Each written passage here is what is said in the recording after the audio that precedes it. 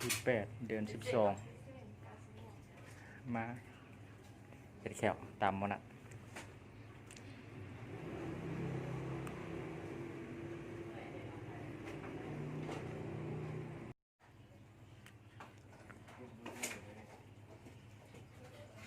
เวียงดุนเลยย่อมเบื่อ เบื่อ ยังไม่เขียนว่า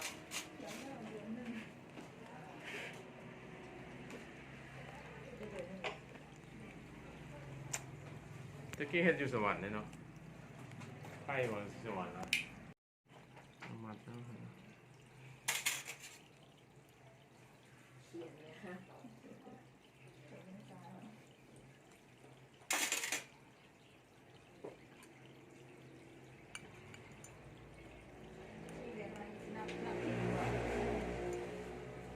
ชิ้นหน้าเนี่ยชิ้นนี้เลยเด้อนี่หลังตลาดน้ำบู คนตะแคงของพยานดอกยันให้คนมาแต่คนอื่น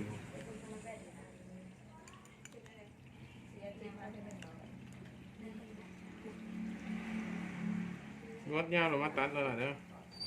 พอมันดึงแล้วรวยมันจะยาวขึ้นจะมันปักแกมเจ้า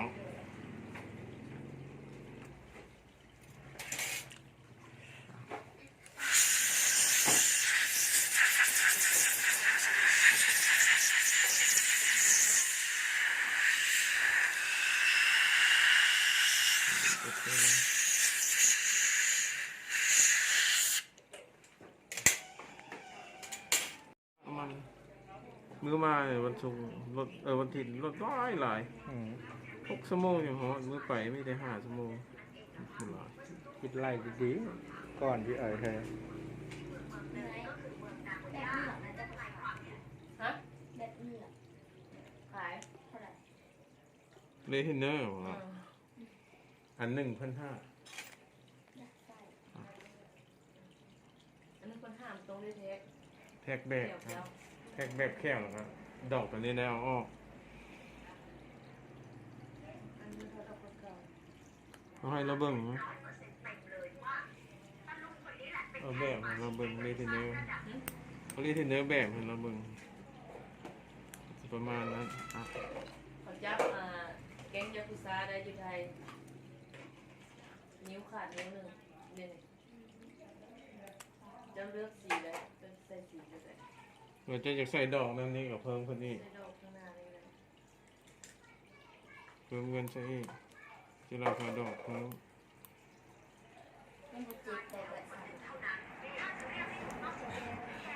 ส่วนหลายกับโปรเจกต์น้ำหนักมุดมัด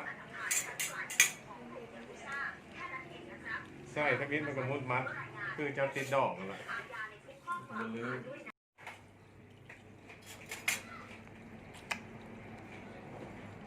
กินเงินที่มาอีกยับไปโคตรเช่นอาหารข้าว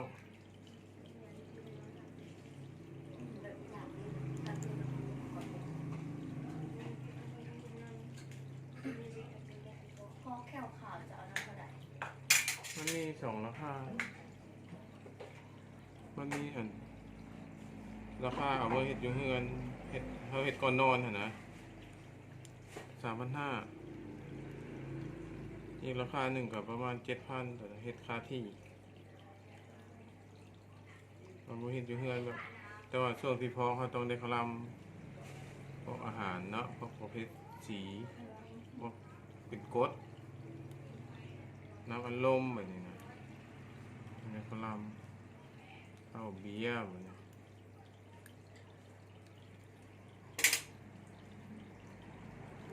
ส่วนที่เค็ดมันก็จะเค็ดแค่วฟังไป2-3 เดือนอาการ เราไปตื่นกัน โมเมนพัดแต่ทางหน้าบ่ทางในแหละบ่พัดนี่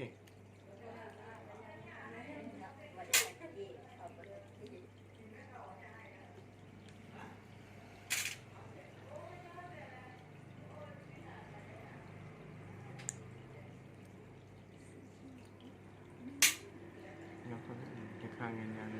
ๆ